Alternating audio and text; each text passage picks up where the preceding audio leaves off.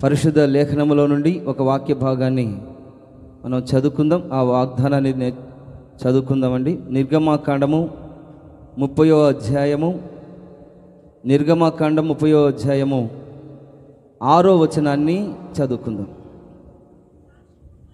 సాక్ష్యపు మందసము వద్దనున్న అడ్డతెర ఎదుట, అనగా శాసనముల మీది కరుణాపీఠం ఎదుట నీవు దానిని ఉంచవలెను. అక్కడ నేను నిన్ను కలుసుకొందును. చెప్పాలి హల్లెలూయా. ఈ వాగ్దానమును దేవుడు మనందరి జీవితంలో నెరవేర్చునుగాక. ఈ పరిశుద్ధ గ్రంథం మీద చేతులుంచి, ఆ వాక్యపు వాగ్దానం మీద చేతులుంచి, ఈ వాగ్దానాన్ని నా జీవితంలో ప్రభువా మీరు నెరవేర్చండి అని చిన్న ప్రార్థన చేసుకుందాం.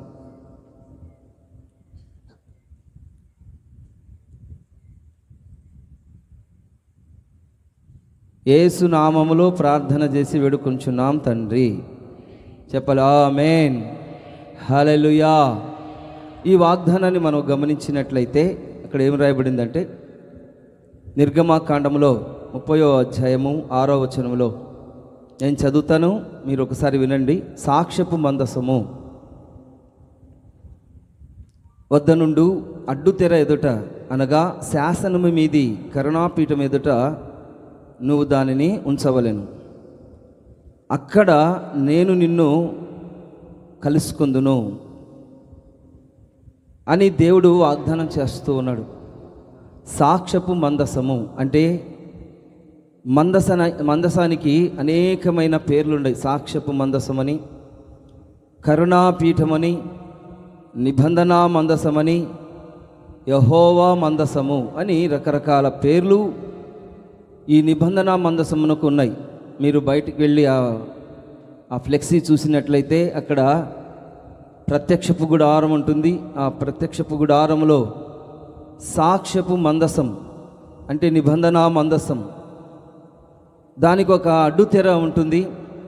అడ్డుతెర ఎదుట దానిపైన శాసనములు ఉంటాయి.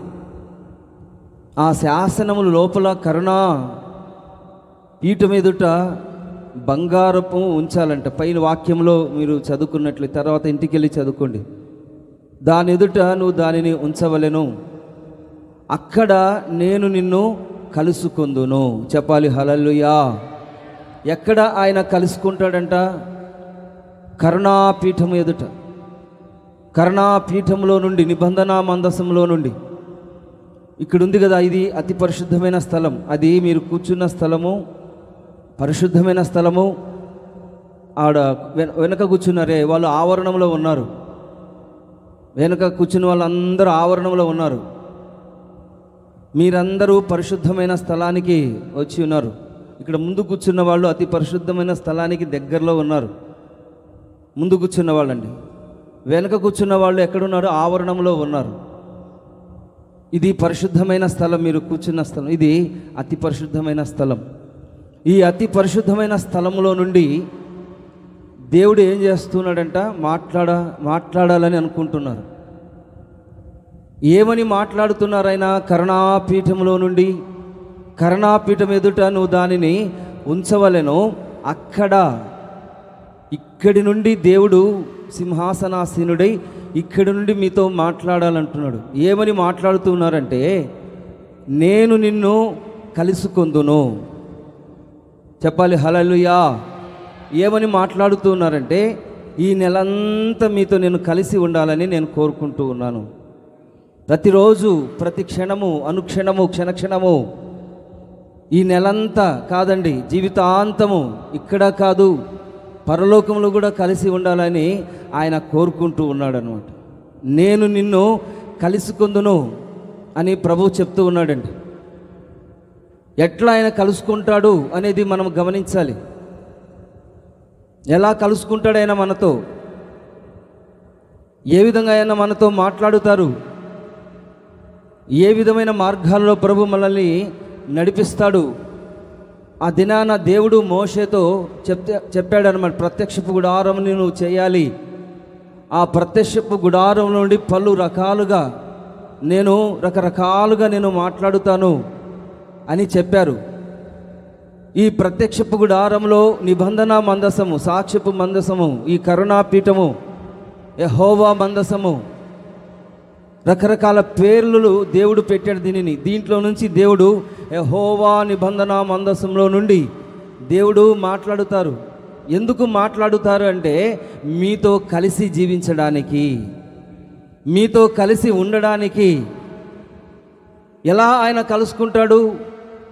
మనం ఎలా కలుసుకుంటాము? ఒకరినొకరు ఎలా కలుసుకుంటాము? మీకు తెలుసన్నమాట. ఒకరినొకరు ఎలా మాట్లాడుకుంటామో మీ అందరికీ తెలుసు. భార్యాభర్తలు మాట్లాడుకుంటారు, పిల్లలు మాట్లాడుకుంటారు, యవనస్తులు మాట్లాడుకుంటారు, తల్లిదండ్రులు పిల్లలతో కలిసి మాట్లాడుతూ ఉంటారు.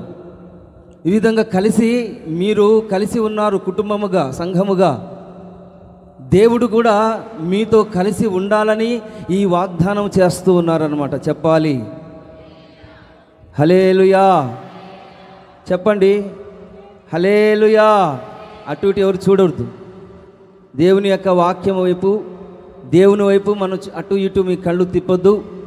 కరుణాపీఠము మీదనే, ఈ నిబంధన మందసము మీదనే మీ కనుదృష్టి ఉంచాలి. ఎక్కడ ఉంచాలి? చూడండి, కరుణాపీఠం ఇది అతి పరిశుద్ధమైన స్థలము. ఈ అతి పరిశుద్ధమైన స్థలంలో కెరూబుల మధ్యలో ఆయన శాసనముల మీద అడ్డు తెర తొలగించి, ఆ తెరలో నుండి, ఆ కరుణాపీఠములో నుండి, ఆ సాక్ష్యపు మందసంలో నుండి ఆయన మీతో ఏమని మాట్లాడుతున్నాడంటే, నేను నిన్ను కలుసుకుందును.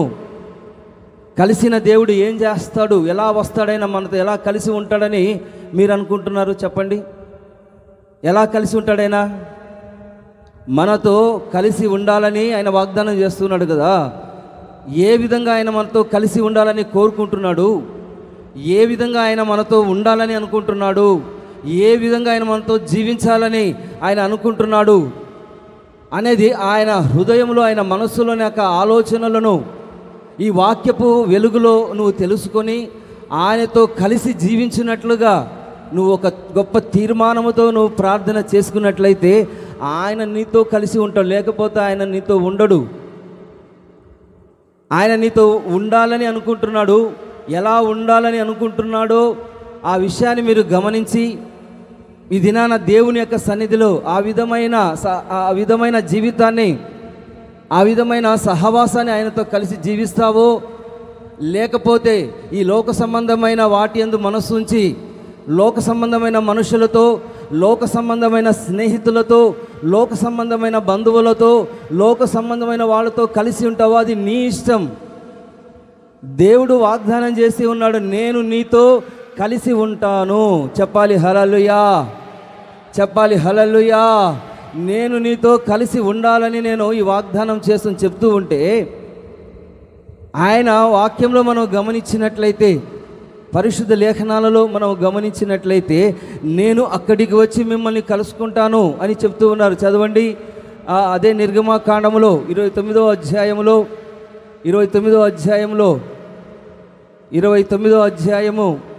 మనం గమనించినట్లయితే 38 నుండి 43 వరకు మీరు చదువుకున్నట్లయితే అక్కడ వ్రాయబడి ఉంటుంది కొన్ని విషయాలు. నిర్గమకాండము 29వ అధ్యాయము 38 నుంచి తర్వాత 43 వరకు మీరు గమనించినట్లయితే అక్కడ బలిపీఠం మీద నిత్యము అర్పించవలెను.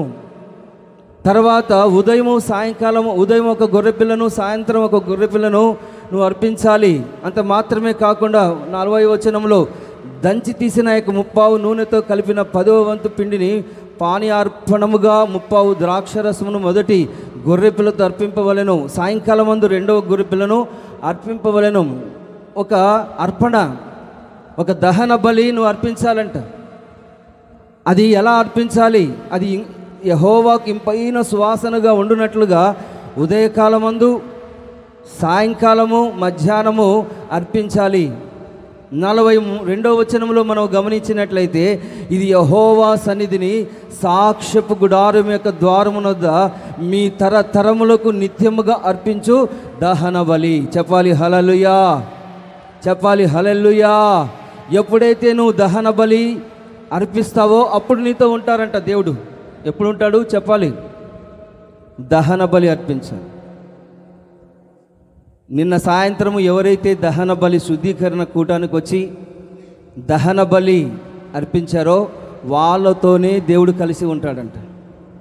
శుద్ధీకరణ కూటానికి రాకుండా, పరిశుద్ధపరచకుండా నాతో ఉండు అంటే దేవుడు ఉండడు.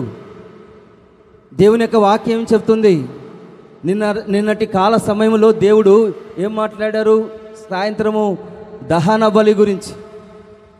దహన బలి గురించి నువ్వు ఎన్ని పనులున్నా, ప్రాణం మీదికి వచ్చినా, ఏది ఏమైనప్పటికీ ఈ శనివారం రోజు దేవుడు నీతో మాట్లాడుతారు, ఆదివారం రోజు నీతో మాట్లాడుతారు. చాలామంది శుద్ధీకరణ కూటకు మాత్రమే వస్తూ ఉంటారు. అలా కాదండి. దహన బలి అర్పించాలి అంటే ఈ సాక్ష్యపు గుడారం యొక్క ద్వారమునద్ద మీ తరతరములకు నిత్యముగా అర్పించు దహన బలిది. దహన బలి అర్పించాలి. ఈ దహన బలి అర్పించి నీతో మాట్లాడుటకు నేను అక్కడికి వచ్చి మిమ్మల్ని కలుసుకుందును. చెప్పాలి హల్లెలూయా. శనివారం రాకుండా ఆదివారం వస్తే ప్రభు నీతో ఉండడండి. దహన బలి అర్పించాలి. అర్పించినప్పుడు ఆ దహన బలిగా మనం మార్చబడినప్పుడు, శుద్ధీకరించబడినప్పుడు, నీలో శుద్ధి జరిగినప్పుడు, పరిశుద్ధపరచబడినప్పుడు అప్పుడు నీతో ఆయన కలిసి ఉంటాడన్నమాట. నువ్వు శని ఆదివారాలు రాకుండా ఇష్టానుసారంగా నీ మనస్సు వచ్చినట్లుగా, నాకు బండి బాలేదు, నాకు ట్రైన్ లేదు, బస్సు లేదు, చాలా దూరము అనుకుంటే కుదరదండి. ఆయన నీతో కలిసి ఉండాలని కోరుకుంటూ ఉన్నాడు. నీతో కలిసి ఉండాలని ఆయన కోరుకుంటున్నాడు. కాబట్టి నేను అక్కడికి వచ్చి మిమ్మల్ని కలుసుకుందును అన్న వాక్యం మనలో, ఈ వాగ్దానం మనలో నెరవేర్చబడాలంటే ఆయన శాసనములు ఈ నిబంధన మందసంలో ఉన్నవి. ఆ శాసనములను నెరవేర్చాలి. ఆయన ఆజ్ఞలు మనం నెరవేర్చాలి. దేవుని యొక్క సన్నిధి శుద్ధీకరణ కూటానికి రావాలి. ఎన్ని పనులున్నా, ఏది ప్రాణం మీదకి వచ్చినా ఆయన సన్నిధానానికి వచ్చి దహన బలి అర్పించబడినప్పుడే నేను నీతో కలిసి ఉంటాను, లేకపోతే నిన్ను వదిలేస్తాను. వదిలివేసినప్పుడు ఎవరు వస్తారు? సాతానుగాడు వస్తాడు. కాబట్టి దినాన మనం గమనించి దేవుని యొక్క సన్నిధానానికి వచ్చిన మనము, నేను అక్కడికి వచ్చి మిమ్మల్ని కలుసుకుందును, నేను మీతో మాట్లాడబోతూ ఉన్నాను. చెప్పాలి హల్లెలూయా. చెప్పాలి హల్లెలూయా. ద్వారమునొద్దనే ఉన్నాను. ద్వారమునొద్దనే ఉన్నాను. నేను మీతో మాట్లాడాలని అనుకుంటాను, మీతో కలిసి ఉండాలని అనుకుంటున్నాను. కాబట్టి ఈ దహన బలి అర్పించాలి. ఈ దహన బలి ఎప్పుడైతే నువ్వు అర్పిస్తావో అప్పుడు దేవుని యొక్క సన్నిధిలో నీ అర్పణ అంగీకరించబడుతుంది. అది ఇంపైన శ్వాసనగా నీ ప్రార్థనైనా, నీ అర్పణైనా దేవుని సన్నిధిలో అంగీకరించబడుతుంది. లేకపోతే నేను నీతో ఉండను అని ఖచ్చితంగా ప్రభు సెలవిస్తూ ఉన్నాడు, హెచ్చరిక చేస్తున్నాడు. జాగ్రత్త, నేను నీతో ఉండకపోతే నువ్వు ఎక్కడ ఉండవలసి వస్తుంది? నరకములో. కాబట్టి దినాన దేవుని యొక్క సన్నిధానానికి కూడి వచ్చిన మన జీవితంలో ప్రభు గొప్ప గొప్ప కార్యాలు చేయాలని, మీతో మాట్లాడాలని, మీతో కలిసి ఉండాలని ఈ సాక్ష్యపు మందసంలో నుండి, ఈ కరుణాపీఠంలో నుండి ఆయన 2 కెరూబుల మధ్యలో ఆ మందసంలో నుండి దేవుడు మీతో మాట్లాడాలి. ఏమని మాట్లాడాలంటే మీతో కలిసి ఆయన ఉండాలని, మాట్లాడాలని ఆయన కోరుకుంటూ ఉండగా నువ్వు ఇష్టానుసారంగా ప్రవర్తిస్తూ ఉన్నావు అన్నమాట. నువ్వు ఇష్టానుసారంగా ప్రవర్తిస్తూ ఉన్నావు. ఒకానొక రోజున బాధపడవలసిన పరిస్థితులు ఎదురవుతాయి. ఆ దినాన ఎవరు నీ కన్నీళ్ళు తుడవరు, ఎవరు నేను ఓదార్చరు. కాబట్టి ఇక్కడే ఈ క్షణమనందే దేవుని యొక్క నిబంధన మందసంలో నుండి దేవుడు మాట్లాడుతూ ఉండగానే నువ్వు సరి చేసుకొని, దిద్దుకొని, దేవుని యొక్క సన్నిధిలో దిద్దుబాటు కలిగి ఆ ఉన్నతమైన మార్గాలు నడిపించబడినట్లయితే సరే, లేకపోతే నేను నిన్ను వదిలిపెడతాను అని ప్రభు సెలవిచ్చుచూ ఉన్నాడనమాట. నేను నిన్ను వదిలిపెడతాను, జాగ్రత్త. యెహోవా సన్నిధిని సాక్ష్యపు గుడారం యొక్క ద్వారమునొద్ద ప్రతిరోజు ఉదయము సాయంకాలము ఈ అర్పణలు మనం అర్పించాలి. అంత మాత్రమే కాకుండా చూడండి, దంచి తీసిన ముప్పావు నూనెతో కలిపిన 10వ వంతు పిండిని పానార్పణముగా ద్రాక్ష రసమును మొదటి గొర్రెపిల్లతో నువ్వు అర్పించాలి.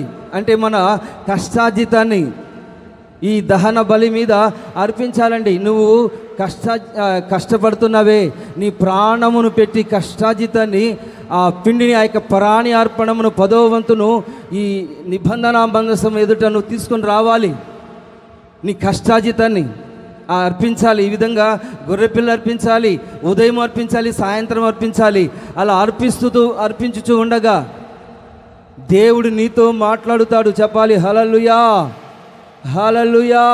మనుషుల మాటలు కాదండి ఇవి, మనుషులతో మాట్లాడినట్టు కాదు. దేవుడు నీతో మాట్లాడి నీతో కలిసి ఉండాలని ఈయన కోరుకుంటూ ఉండగా నువ్వు ఎలా దేవుని యొక్క సన్నిధిలో ఉన్న ఒక్కసారి ఆలోచించి, ప్రభు యొక్క మాటలు ఇవి ఎలా మాట్లాడాలి అని అనుకుంటున్నారు. ఇక్కడి నుంచి ఆయన చదవండి. హోషేయ గ్రంథం 2వ అధ్యాయము, హోషేయ గ్రంథము 2వ అధ్యాయము 14వ వచనం చదవండి. హోషేయ గ్రంథం 2వ అధ్యాయము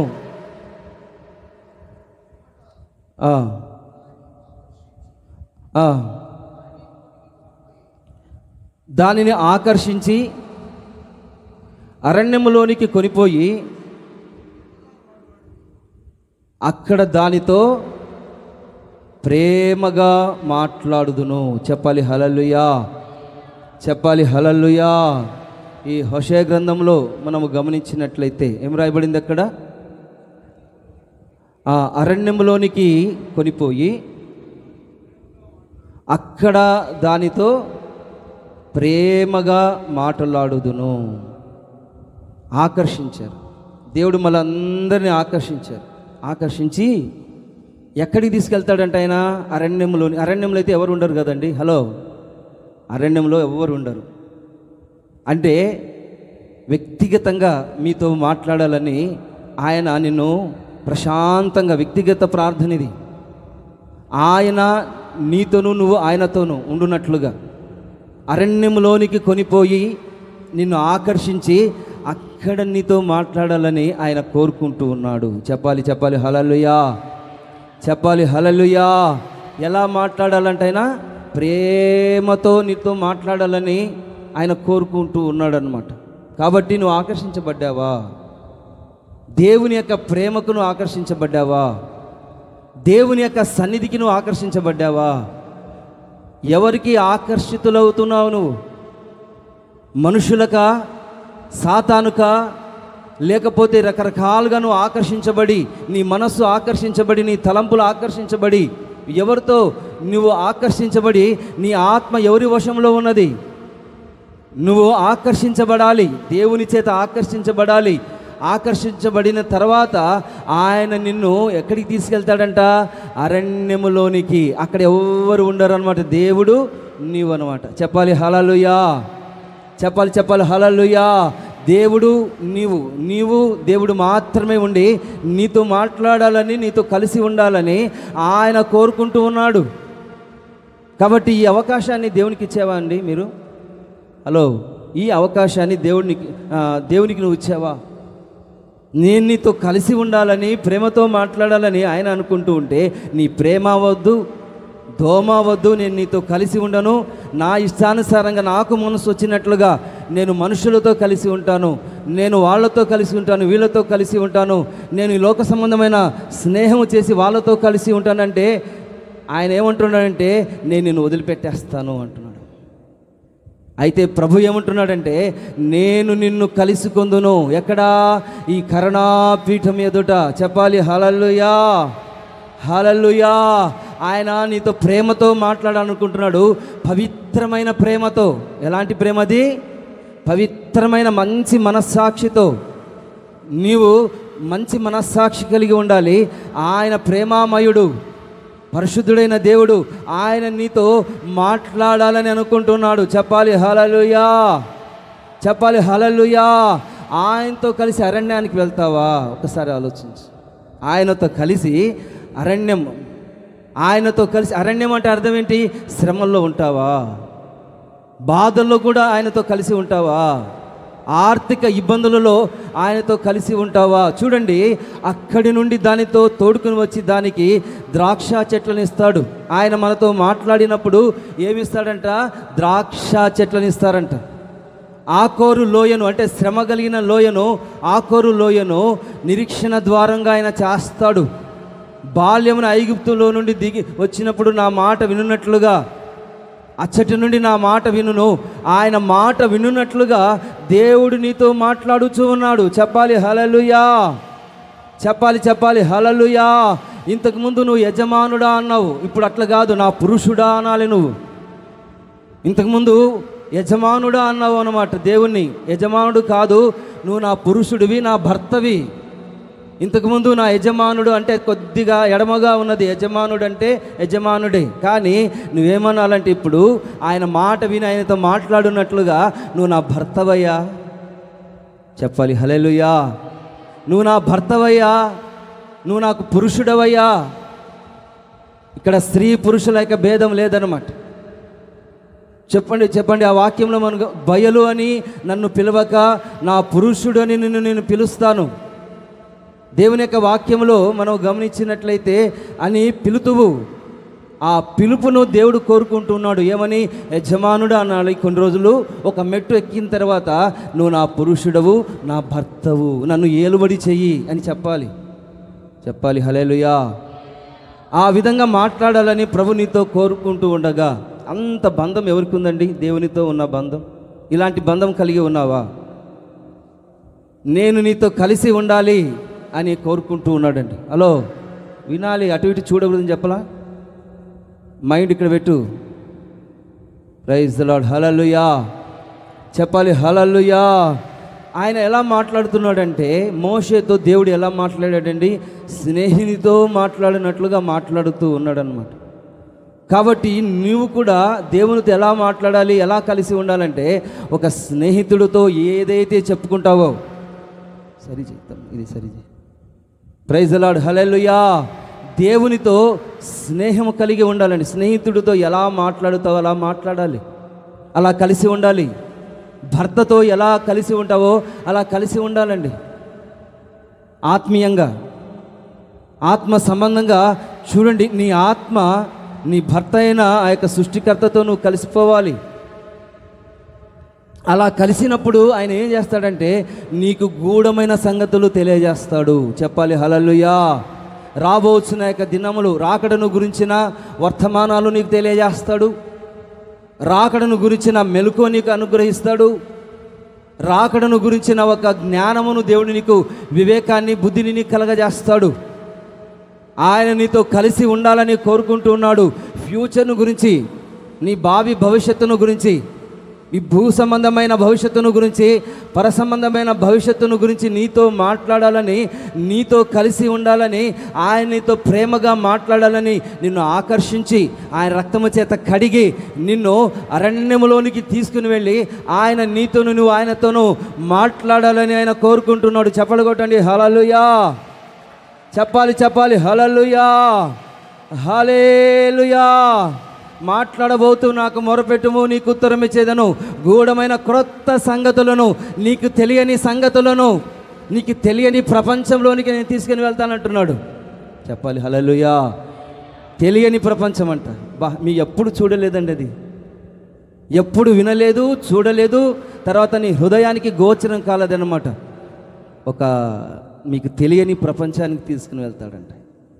చెప్పాలి హల్లెలూయా, చెప్పాలి హల్లెలూయా.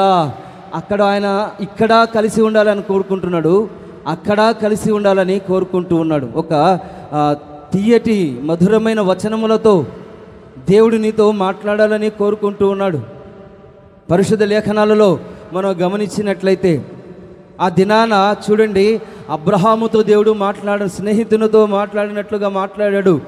నీకు తెలియకుండా నేను ఏ కార్యము చేసినా నేను నీకు తెలియజేస్తాను అని అబ్రహాముతో చెప్తూ ఉన్నాడు. ఎందుకంటే ఆయనతో కలిసి ఉన్నాడు దేవుడు. చెప్పాలి హల్లెలూయా, హల్లెలూయా, హల్లెలూయా. కాబట్టి అర్పణ అర్పించాడండి, దహన బలి అబ్రహాము అర్పించాడు. కాబట్టి దేవుడు అతనితో మాట్లాడాడు. నువ్వు అర్పించావా దహన బలి? శనివారం వచ్చావా పరిశుద్ధాత్మ కూటానికి? నీతో మాట్లాడడానికి, నిన్ను నడిపించడానికి నువ్వు వచ్చావా? ప్రభు మాట వింటున్నావా? ఎన్నిసార్లు చెప్పినా వినవు నువ్వు. శనివారం రండి అంటే నేను నీతో మాట్లాడను, నీతో కలిసి ఉండను, సాతానుతోనే కలిసి ఉండండి అని ప్రభు సెలవిచ్చుచూ ఉన్నాడు. కాబట్టి దినాన బుద్ధి తెచ్చుకోండి, వివేకం తెచ్చుకోండి. ప్రతి వారము శనివారము ఎంత కష్టమైనా ఎంత నష్టమైనా ఆయన సన్నిధానానికి రావాలి. ఎందుకంటే ప్రభువు రాకడ సమీపముగా ఉన్నది. ఎంత చెప్పినా వినకపోతే ఒకానొక దినం వస్తుంది, ఆ దినాన భయంకరమైన పరిస్థితులు సంభవిస్తాయి. అప్పుడు అనుకుంటారు, అప్పుడు వస్తారండి, ఎంత కష్టమైనా లాభం లేదన్నమాట. ఆయన చెప్తున్న లాభం లేదు. కాబట్టి ఈ దినాన ప్రభు ఏం సెలవిచ్చుచూ ఉన్నాడంటే, రాబోచున్న యొక్క దినములను గురించి కలల ద్వారా దర్శనాల ద్వారా ఆ దిన అన్యజనుడైన యొక్క ఫరోతో దేవుడు మాట్లాడాడండి. ఫరోకు ఒక కళ ఇచ్చాడు. ఆ కళ వివరించడానికి యోసేపును దేవుడు ఎన్నుకున్నాడు, సేవకుని.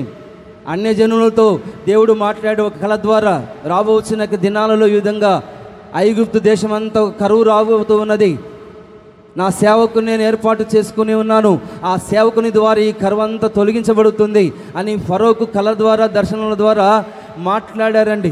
యోసేపును కూడా దేవుడు దర్శించి ఆ కళ భావాన్ని తెలియజేసి రాబోచున్న యొక్క ఫ్యూచర్ గురించి ఇలా ఉంటుంది, ఇలా ఉండాలి, ఈ విధంగా దేవుడు ఆశీర్వదిస్తాడు, ఆశ్చర్యకరమైన సహాయం చేస్తాడు అని అన్ని విషయాల్లో దేవుడు ఏం చేశారంటే ఫ్యూచర్ గురించి మాట్లాడుతూ ఉన్నాడు. ఎప్పుడంటే ఆయనతో నువ్వు కలిసి ఉన్నప్పుడు. చెప్పాలి హల్లెలూయా.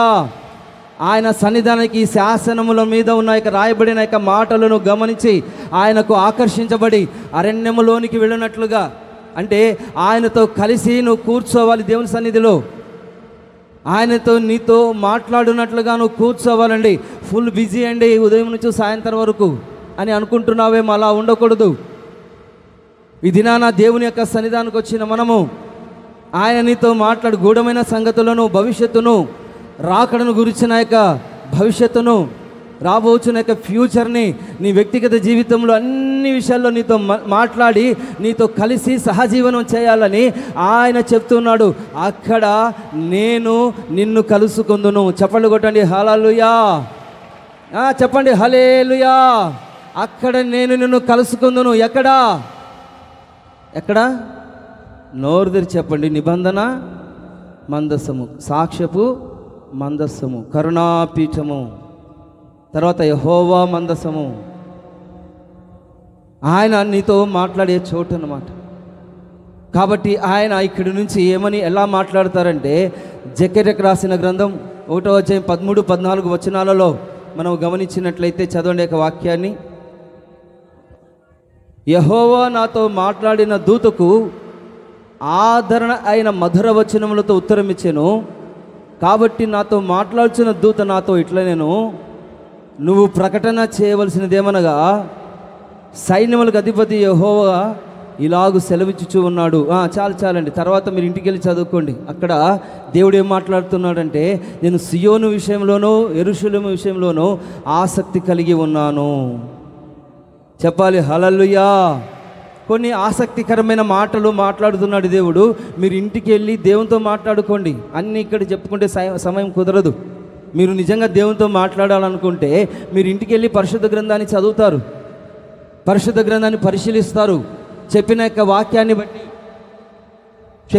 వాక్యాన్ని బట్టి ప్రభుతో నువ్వు మాట్లాడుతూ ఆయన నీతో మాట్లాడతాడు. ఈ విధంగా మాటలు లేకపోతే ఆయన నీతో కలిసి ఉండడండి. ఈ వాక్యపు వాగ్దానాన్ని మనం గమనించినట్లయితే, నేను నిన్ను కలుసుకుందును, ఆయన నీతో ప్రేమతో మాట్లాడాలని, మధురమైన వచనముల చేత నీతో మాట్లాడాలని ఆయన కోరుకుంటున్నాడండి. మధురమైన వచనముల చేత నువ్వు ఆకర్షించబడ్డావా? హలో, ఆకర్షించబడ్డావా? చెప్పండి. దేవునికి ఆకర్షకుడిగా ఉన్నావా? దేవునికి ఆకర్షించబడుతున్నావా నువ్వు? నేను దానిని ఆకర్షించి అరణ్యంలోనికి తీసుకుని పోయి దానితో నేను ప్రేమతో మాట్లాడాలని అనుకుంటున్నాను, కలిసి ఉండాలని అనుకుంటున్నాను. కాబట్టి దినాన దేవుని సన్నిధానికి వచ్చిన మనం ప్రభు సన్నిధిలో ప్రార్థన చేసుకోవాలి. ప్రభువా, నేను నీతో కలిసి ఉండాలి, మీ ప్రేమతో మీ మాటలు నేను అందుకోవాలి. అన్నప్పుడు మనం ఏం చేయాలి? దహన బలి అర్పించాలి. ఊరికే దేవుని మాటలు రావండి, ఆయన మాటలు చాలా విలువైనవి. దహన బలి అర్పించాలి. దహన బలి గురించి చెప్పడం ఇప్పుడు సమయం నిన్న రాత్రి చెప్పానండి. వస్తే మీరు ఆశీర్వదించబడేవాళ్ళు. దహన బలి గురించి. ఈ దహన బలి ఎప్పుడైతే అర్పిస్తామో అప్పుడు ఆయన ఏం చేస్తాడంట? నిర్గమకాండంలో మనం గమనించినట్లయితే ఆయన మహిమ చేత దేవుడు మనల్ని పరిశుద్ధపరుస్తాడు. హల్లెలూయా. చదవండి ఒక వాక్యాన్ని, 29వ అధ్యాయంలో ఆ వాక్యం. ఎవరన్నా తెలిసిన వాళ్ళు చదవండి. 29వ అధ్యాయము. నేను అక్కడికి వచ్చి మిమ్మల్ని కలుసుకుందును, అక్కడికి వచ్చి ఇశ్రాయేలును కలుసుకుందును, అది నా మహిమ వలన పరిశుద్ధపరచబడును. నేను సాక్ష్యపు గుడారం బలిపీఠం పరిశుద్ధపరచెదను, నాకు యాజకులు ఉన్నట్లు అహరోను అతని కుమారును పరిశుద్ధపరచెదను. నేను ఇశ్రాయేలుల మధ్య నివసించి వారికి దేవుడనే ఉందును, కావున నేను వారి మధ్య నివసిస్తున్న. ఐగుప్తు దేశంలో నుండి వారిని వెలుపలికి రప్పించిన తమ దేవుడైన యెహోవాను నేనే. చెప్పాలి హల్లెలూయా. చూడండి, ఈ దహన బలి ఎప్పుడైతే మనం అర్పిస్తామో అప్పుడు నీతో మాట్లాడుతాడన్నమాట. దహన బలి గురించి తెలుసుకోండి. తర్వాత నా దగ్గరికి వ్యక్తిగతంగా రండి, చెప్తాను. వ్యక్తిగతంగా రండి, నిన్న చెప్పిన వాక్యం మరలా చెప్తాను. వ్యక్తిగతంగా రండి, దహన బలి అంటే ఏంటో నేను చెప్తాను. ఆ దహన బలి అర్పించినప్పుడు అప్పుడు నీతో ఆయన కలిసి ఉంటాడండి. అప్పుడు ఆయన మహిమ చేత నేను పరిశుద్ధపరుస్తాడు, ఇశ్రాయేలుని పరిశుద్ధపరుస్తాడు, యాజకుల్ని పరిశుద్ధపరుస్తాడు, నన్ను పరిశుద్ధపరుస్తాడు. మీరు దహన బలిగా అర్పించబడితే, మీరు దహన బలి అర్పిస్తే దేవుడు ఇశ్రాయేలులను యూదులను, తర్వాత యాజకులను, అహరోను కుమారులను అందరూ ఆయన పరిశుద్ధపరుస్తాడు. ఒకవేళ నేను పరిశుద్ధపరుచుకున్నా మీరు దహన బలి అర్పించకపోతే ఆయన మీతో కలిసి ఉండడు. ఒకవేళ మీరు దహన బలి అర్పించుకున్న నేను పరిశుద్ధపరచబడకపోతే నా ద్వారా మీకు, మీ ద్వారా మాకు ఆశీర్వాదాలు రావు అన్నమాట. కాబట్టి దినాన మనం అందరము పరిశుద్ధపరచబడినట్లుగా దేవుని యొక్క మహిమ కుమ్మరించబడునుగాక. చెప్పండి అందరూ హల్లెలూయా. హల్లెలూయా అనే చెప్పండి. హల్లెలూయా. ఉజ్జీవంగా చెప్పండి హల్లెలూయా. హల్లెలూయా. ఆయన నీతో కలిసి లేకపోతే, కలిసి ఉన్నాడు ఒకసారి ఆలోచించుకోండి. ఆయన నీ ప్రక్కన ఉన్నాడా? నీలో ఉన్నాడా? నీతో కలిసి జీవిస్తూ ఉన్నాడా? నీతో మాట్లాడుతూ ఉన్నాడా? ఆవలించొద్దు. ఆవలించారంటే ఆయన నీతో లేడు అని అర్థం. ఆవలించారంటే నిద్ర వస్తుందంటే ఆయన మీతో లేడు అని అర్థం. కాబట్టి చక్కగా మెలకువగలిగి దేవుని యొక్క సన్నిధిలో ప్రార్థన చేసుకోండి. ఆమేన్ చెప్పాలి. హల్లెలూయా చెప్పాలి. హల్లెలూయా. నిద్రపోయారో మీ ఇష్టం అన్నమాట. ఆ దినాన అబ్రహాము ఈ నిబంధన దహన బలి అర్పించేటప్పుడు పక్షులను ఖండించకుండా తర్వాత నిద్రపోయాడంట. నిద్రపోయిన తర్వాత ఇశ్రాయేలు ప్రజలందరికీ 450 సంవత్సరాలు శాపం వచ్చింది. అతనికి వచ్చింది, ఇశ్రాయేలు ప్రజలకు వచ్చిందనమాట. కాబట్టి ఈ దినాన నువ్వు నిద్రపోకుండా మెలకువగలిగి ఈ దహన బలి అర్పించినట్లుగా ప్రభువు నిన్ను నన్ను ఆశీర్వదించునుగాక. చెప్పాలి. హల్లెలూయా. నిద్రపోయే వాళ్ళందరూ చెప్పండి హల్లెలూయా. నిద్రపోయే వాళ్ళు చూడండి. కాబట్టి ఈ దినాన్ని మనం గమనించాలి. మెలకువగలిగి దేవుని యొక్క సన్నిధిలో ముందుకు సాగాలి. ఆయన ఎలా కలుసుకోబోతున్నాడు? నీతో ప్రేమతో కలుసుకోబోతున్నాడు. మధురమైన వచనములతో ఆయన నిన్ను కలవాలని చూస్తున్నాడు. ఎప్పుడంటే నువ్వు దహన బలి అర్పించినప్పుడు. రెండోదిగా మనము గమనించినట్లయితే చదవండి, పరిశుద్ధ లేఖనములలో మనం గమనించినట్లయితే హెబ్రీలకు రాసిన పత్రిక 7వ అధ్యాయంలో ఆ వాక్యాన్ని మనం చదువుకుందాం. హెబ్రీలకు రాసిన పత్రిక 7వ అధ్యాయము 2వ వచనం చదవండి. రాజులను సంహారము చేసి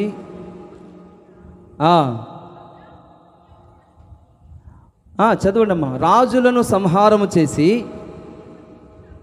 తిరిగి వచ్చుచున్న అబ్రహామును ఎవడు కలుసుకొని అతనిని ఆశీర్వదించెనో, ఎవనికి అబ్రహాము అన్నింటిలో 10వ వంతు వచ్చెనో ఆ షాలేము రాజును మహోన్నతుడగు దేవుని యాజకుడైన మెల్కీసెదెకు నిరంతరము యాజకుడుగా ఉన్నాడు. అతని పేరుకు మొదట నీతికి రాజని, తర్వాత సమాధానపు రాజని అర్థమించుచున్న షాలెము రాజని అర్థము. అతడు తండ్రి లేనివాడును, తల్లి లేనివాడును, వంశావళి లేనివాడును, జీవిత కాలమునకు ఆదియును అంతమునై లేనివాడై ఉండి నిరంతరము జీవించుచున్న దేవుని కుమారుని పోలి ఉన్నాడు. చెప్పాలి హల్లెలూయా, చెప్పాలి హల్లెలూయా, హల్లెలూయా. కాబట్టి ఇక్కడ ఒక ప్రధాన యాజకుడు ఉన్నాడంట. ఆయన పేరు షాలెము రాజు, నీతికి రాజు, మహోన్నతుడు, దేవునికి యాజకుడైన మెల్కీసేదెకు నిరంతరము యాజకుడుగా ఉన్నాడు, పరిశుద్ధాత్మ దేవునికి. కాబట్టి మన ప్రభు అయిన యేసుక్రీస్తు సమాధానానికి రాజు, అధిపతి. ఆయనను చూడండి, రాజులను సంహరింపజేసి తిరిగి వచ్చుచున్న అబ్రహామును ఎవడు కలుసుకొని రాజులను సంహరించి వచ్చాడంటే ఎవరు చెప్పాలి? ఎవరు?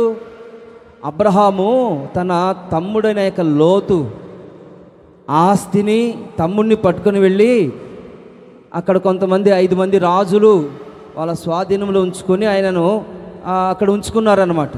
బాధపడుతూ ఉన్నాడు. ఆ సమయంలో ఈ అబ్రహాం గారు ఏం చేశారంటే కొంతమంది 300 మందిని యోధులను తీసుకుని వెళ్ళి 5 మంది రాజులను చంపి వాళ్ళని జయించి వచ్చే సమయంలో ఎవరు ఎదురొచ్చారు? షాలెము రాజు ఎదురొచ్చాడు. హల్లెలూయా. ఎవడు కలుసుకొని అతను ఆశీర్వదించానో? ఎవరు కలుసుకున్నారు?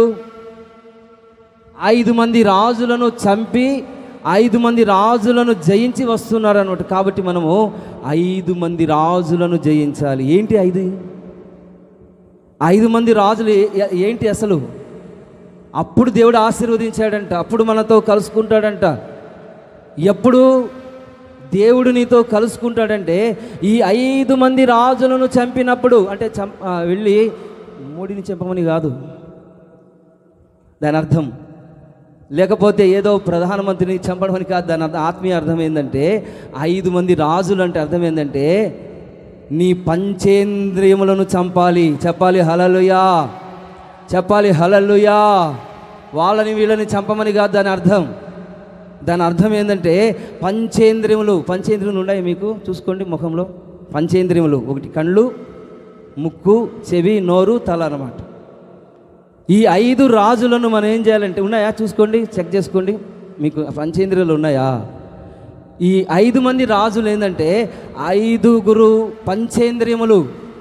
దీన్ని నువ్వు చంపినట్లయితే ఆయన నీతో కలిసి ఉంటాడంట, ఆయన నీతో మాట్లాడుతారంట, అప్పుడు దేవుడు నిన్ను ఆశీర్వదిస్తారంట. చెప్పాలి హల్లెలూయా.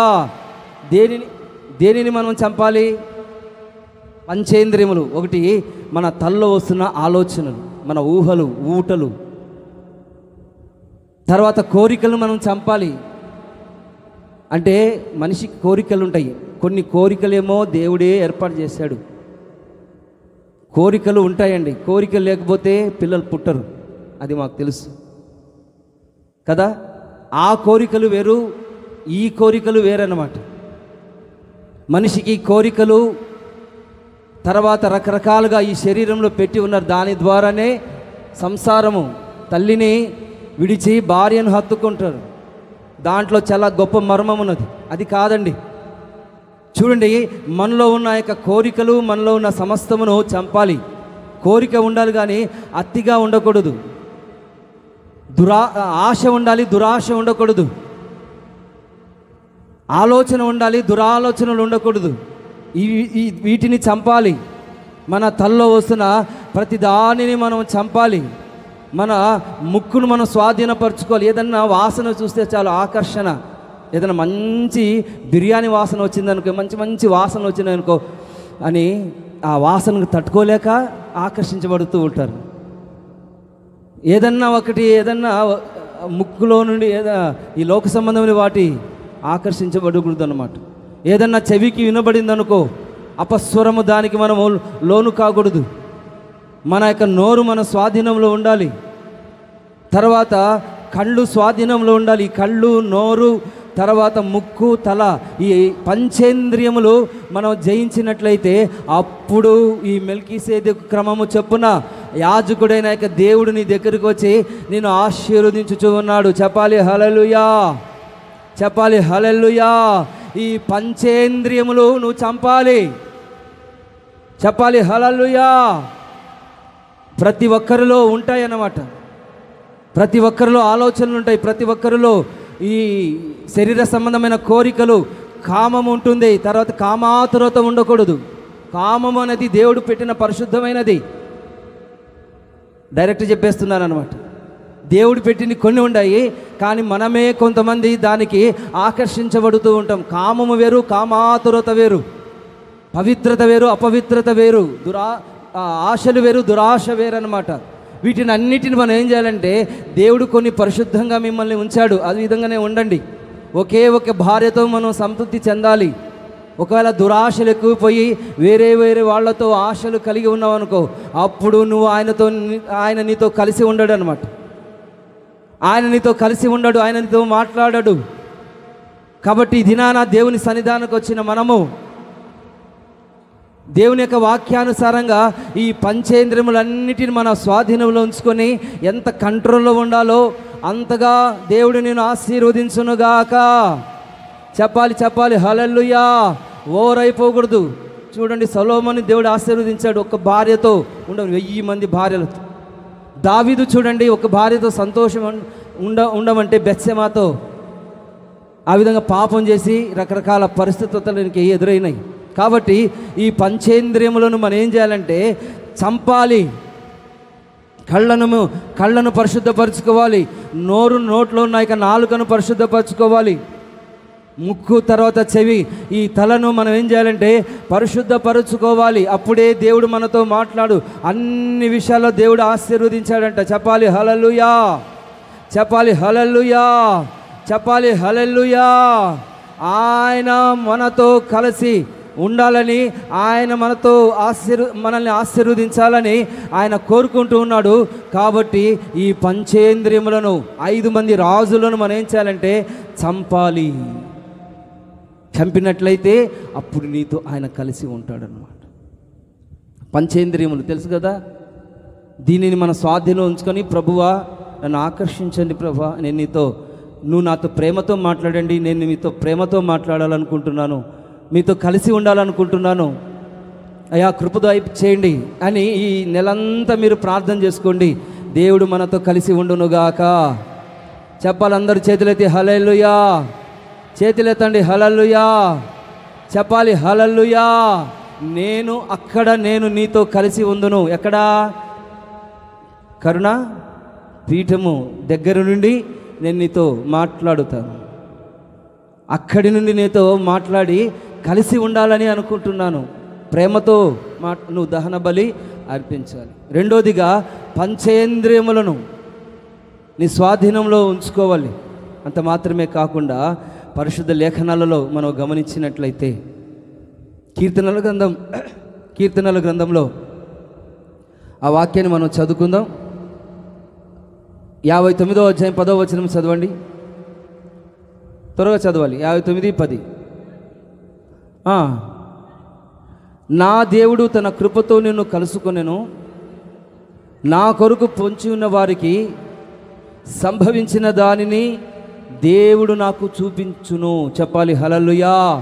ఈ వాక్యంలో మనం గమనించినట్లయితే దేవుడు తన కృపతో నన్ను కలుసుకొనెను. ఎలా కలుసుకోవాలని అనుకుంటున్నాడంటే, దేవుడంట ఆయన కృపచేత నిన్ను కలుసుకోవాలని, ఆయన కృపచేత నిన్ను బలపరచాలని ఆయన కోరుకుంటున్నాడు అన్నమాట. ఆయన కృప ఎలాంటిదో ఒకసారి మనం ఆలోచించాలండి. దేవుని యొక్క కృప ఉన్నతమైనది. ఆయన కృప మన మార్గాలన్నింటిలో తోడుగా ఉండి కృపాతిశయముగా ప్రభు మనల్ని నడిపిస్తారు. కాబట్టి ఆయన కృప మనల్ని ఏం చేస్తుందంటే కాపాడుతుంది. నీ కృప ఎల్లప్పుడూ కాపాడునుగాక అని కీర్తనకారుడు అంటున్నాడు అన్నమాట. ఆయన కృప ఆకాశము కంటే, మహాకాశముల కంటే ఉన్నతమైనది, శక్తి కలిగినది అన్నమాట. కాబట్టి ఆయన కృపతో నిన్ను కలుసుకోవాలని కోరుకుంటూ ఉన్నాడు. కాబట్టి ఉదయాన్నే లేచి ఆయన కృపను పొందుకోవాలి. చెప్పాలి హల్లెలూయా. ఎంతమందికి కావాలి ఆయన కృప? చెప్పండి హల్లెలూయా, హల్లెలూయా. ఆయన కృపామయుడు, కరుణామయుడు, కరుణా కటాక్షము కలిగిన వాడు. కాబట్టి ఆయన కృపచేత నిన్ను కలుసుకోవాలంటే నీకు కూడా కొద్ది కృప ఉండాలండి. కృప ఉండాలంటే ఉదయాన్నే లేచి నువ్వు దేవుని యొక్క సన్నిధిలో ఆయన కృపలో బలపరచబడాలి. ఎంతమంది ఆయనతో కలిసి ఉండాలని కోరుకుంటున్నారు? చెప్పండి, చేతులు ఎత్తండి. ఆయనతో కలిసి నేను ఉంటాను, ఉదయాన్నే లేచి ఆయన కృపను పొందుకుంటాను. చెప్పండి, చేతులు ఎత్తరా మిగతా వాళ్ళు? రే, మైండ్ పనిచేస్తుందా లేదా? ఆయనతో నేను కలిసి ఉండాలని అనుకుంటున్నాను. కలిసి ఉండాలనుకుంటే 5 గంటలు లేచి నాతో కలిసి ప్రార్థన చేస్తారా? చెప్పండి. మీ వాట్సాప్ నెంబర్ ఇవ్వండి. హలో, మీ వాట్సాప్ నెంబర్ ఇవ్వండి. ఉదయాన్నే లేచి మీరు నాతో మీరు కలిసి ఉండడానికి ఎంతమందికి ఇష్టం? ఉదయాన్నే నేను లేస్తాను, మీతో కలిసి స్తోత్ర ప్రార్థన చేస్తాను. వాట్సాప్ నెంబర్ ఇవ్వండి, నేను మీకు ఆన్ చేస్తాను. వెంటనే మీరు లేకండి, లేచి మీ భర్త, నువ్వు, మీ పిల్లలందరూ కలిసి కూర్చోండి. ఇక్కడ నేను ఉంటాను, అక్కడ మీరు ఉంటారు. వాట్సాప్ లైవ్ అనమాట. వాట్సాప్ లైవ్లో స్తోత్రాలు చెబుదాం. చెప్పాలి హల్లెలూయా, చెప్పాలి హల్లెలూయా. కాబట్టి మీరు ఇదైన తర్వాత నేను ఉంటాను అనుకున్న వాళ్ళు ఏం చేస్తారంటే మీ వాట్సాప్ నెంబర్ ఇవ్వండి. లైవ్లో షేర్ చేసుకుందాం. అప్పుడు మీరు ఆన్ చేసినప్పుడు లైవ్ స్టార్ట్ అవుతుంది. అక్కడ నేను టేబుల్ మీద ఫోన్ పెట్టుకుంటాను. మీరందరూ కలిసి ఆయనతో కలిసి ఉండాలి, దైవ సేవకులతో కలిసి ఉండాలి, పరలోకం వెళ్ళాలి అనుకున్న వాళ్ళు మాత్రమే నాకు ఆ వాట్సాప్ నెంబర్ ఇవ్వండి. లేకపోతే నాకు అవసరం లేదండి, నేను వ్యక్తిగతంగా చేసుకుంటాను అంటే మీ ఇష్టం అన్నమాట. కాబట్టి ఆయనతో, నాతో, సంఘముతో కలిసి ఉండాలనుకుంటే ఈ దినాన ఇలాంటి సహవాసం మన జీవితంలో దేవుడు కార్యములు చేయునుగాక. చెప్పాలి హల్లెలూయా. ఇస్తారా వాట్సాప్ నెంబరు? చలపతి కలిసి చేద్దామా? చెప్పాలి హల్లెలూయా, చెప్పాలి హల్లెలూయా. వాట్సాప్ నెంబర్ ఇవ్వండి. మీకు ఇంకా చాలా జాగ్రత్తగా ఉండాలి. ఉదయాన్నే లేగాలండి. రింగ్ టోన్ వస్తుంది అన్నమాట. రింగ్ టోన్ వచ్చిన వెంటనే లేగాలి, మీ ఫోన్ ఆన్ చేసుకోవాలి. ఆన్ చేసుకున్న వెంటనే అప్పుడు నేను అన్ని విషయాల్లో స్తోత్రాలు చెప్తాను, అప్పుడు మీరు స్తోత్రాలు చెప్పాలి. ఈ విధంగా మనము కలిసి ఉన్నప్పుడు దేవుడు ఏం చేస్తున్నాడంట? కృపతో మనల్ని కలుసుకోవాలని ఆయన కోరుకుంటూ ఉన్నాడు. కృపా సత్యములు కలిసిపోయాయండి. కృపా సత్యములు కలిసిపోయి ముద్దులాడుకుంటున్నాయి.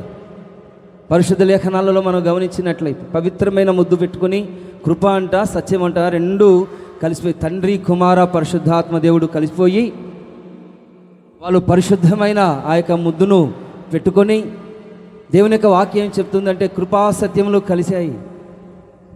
నువ్వు కుమారుని ముద్దు పెట్టుకోకపోతే ఆయన నిన్ను కోపించును అని సామెతల గ్రంథంలో రాయబడి ఉంది. కాబట్టి పవిత్రమైన ముద్దు అంటే అర్థం ఏంటి? పాపాత్మురాలైన ఒక స్త్రీ యేసయ్య పాదాల దగ్గర కూర్చొని పవిత్రమైన ముద్దు, యేసయ్య పాదాల దగ్గర ముద్దు పెట్టుకొని ప్రార్థన చేసుకుంటుందన్నమాట. అది పవిత్రమైన ముద్దు అంటే. యూదా ఇస్కరియోతు ఉన్నాడు, ముద్దు పెట్టి దేవుణ్ణి వదిలిపెట్టేసి దూరం వెళ్ళిపోయాడు. కాబట్టి దినాన దేవుని యొక్క సన్నిధిలో ఆయనతో నువ్వు కలిసి ఉండాలని, ఆయన ఆత్మచేత నిన్ను బలపరచాలని కోరుకుంటున్నాడు. చెప్పాలి హల్లెలూయా, హల్లెలూయా. కృపా సత్యములు మనల్ని కాపాడుతాయి. కృపా సత్యములు కలుసుకుంటాయి. కృపా సత్యములు దోషాన్ని ప్రాయశ్చిత్తం చేస్తాయి. ఈ కృప ద్వారా మనము మన హృదయములో సింహాసనము స్థాపించబడుతుంది. చెప్పాలి హల్లెలూయా, చెప్పాలి హల్లెలూయా. ఈ కృప ద్వారానే మనం కలిసి జీవించాలి. నా దేవుడు ఆయన కృప ద్వారా నన్ను కలుసుకొనెను. మన దేవుడు ఆయన కృప ద్వారా కలుసుకోవాలని ఆయన కోరుకుంటూ ఉండగా ఈ దినాన మన జీవితంలో ఆయన గొప్ప కార్యములు చేయనుగాక. రాబోతున్న దినాలలో ఆయన కృపా సహితమైన మాటల చేత, ఆయన కృప చేత బలపరిచి ఒక ఆధ్యాత్మికమైన కృపా మార్గాలలో ప్రభు మనల్ని నడిపించునుగాక. చెప్పాలి హల్లెలూయా, చెప్పాలి హల్లెలూయా.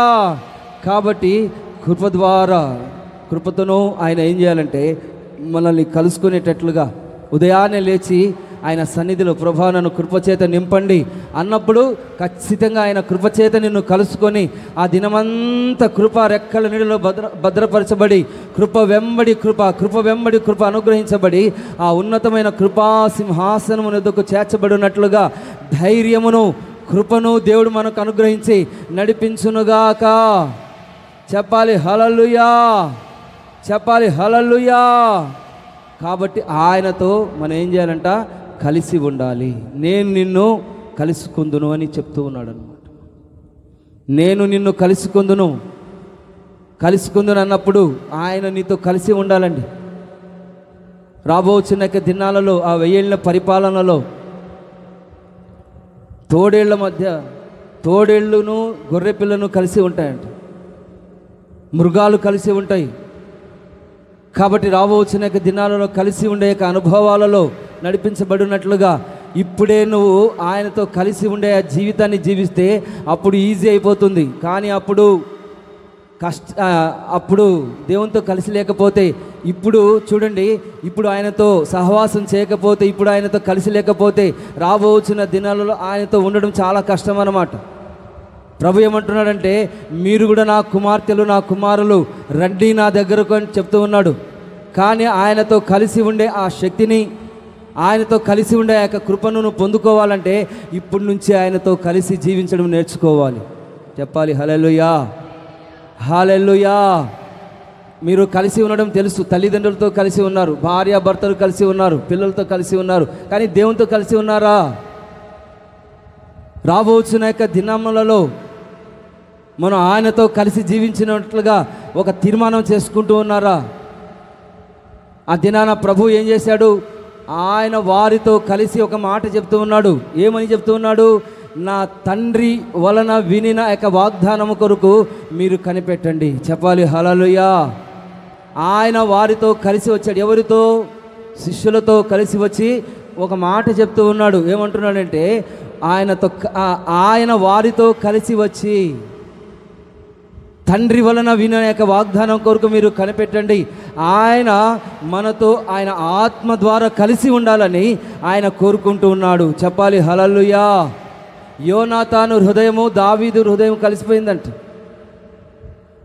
యోనాతాను హృదయము దావీదు హృదయం కలిసిపోయింది. దేవునితో కలిసిపోయాక హృదయము. కాబట్టి ఈ దినాన మనం ఆయనతో కలిసి ఉండే ఆ జీవితాన్ని మనం నేర్చుకోవాలి. ఆయనతో ఉండకుండా ఉన్నట్లుగా ఈ లోకంలో ఈ శరీరము, తర్వాత ఇక కళ్ళు, నోరు, ముక్కు, చెవి, తల అన్నీ మనకు ఆటంకాలు.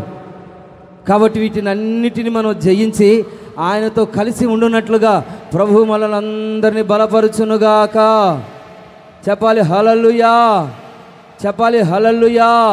దేవుడు చెప్తూ ఉన్నాడు పిలుపుతో, పిలుపు నువ్వు ఆ రథములతో కలిసి బయలుదేరి వెళ్ళమంటున్నాడు. అక్కడ ఒక ఆయన ఉన్నాడు, ఆయన బాప్తిసం తీసుకోవాలి. కాబట్టి ఆయనకు 2 మాటలు చెప్పు, మధురమైన వచనాలు చెప్పు. దేవుడు పిలుపుతో ఏమంటున్నాడంటే, అక్కడికి బయలుదేరి అతనితో కలిసి వెళ్ళు అంటున్నాడు. అప్పుడు ఫిలిప్ ఏం చేశాడంటే, పరిగెత్తుకుంటూ వెళ్ళి కలిసి ఆ రథముల దగ్గరికి వెళ్ళి అతనితో కలిసి 2 మాటలు చెప్పినప్పుడు అతను బాప్తిసమును తీసుకుంటున్నాడు. చెప్పాలి హల్లెలూయా. కాబట్టి నువ్వు కలిసి ఉండాలి. కలిసి ఉండినట్లయితే రాబోతున్న యొక్క దినాలలో 1000 ఏళ్ల పరిపాలనలో నువ్వు కలిసి ఆయనతో ఉంటావు. ఆయనతో ఇక్కడ ఈ భూమి మీద నువ్వు కలిసి లేకుండా, ఆయనతో కలిసి సహజీవనం లేకుండా అక్కడ ఉండాలంటే కుదరదు. కాబట్టి దినాన ప్రభు యొక్క మాటలు మనం గమనించినట్లయితే, నేను నిన్ను కలుసుకుందును అన్న మాటను జ్ఞాపకము చేసుకొనొచ్చు. దేవుని యొక్క సన్నిధిలో మనం తీర్మానంతో ప్రార్థన చేసుకోవాలి. కాబట్టి ఆయనతో కలిసి ఉండునట్లుగా,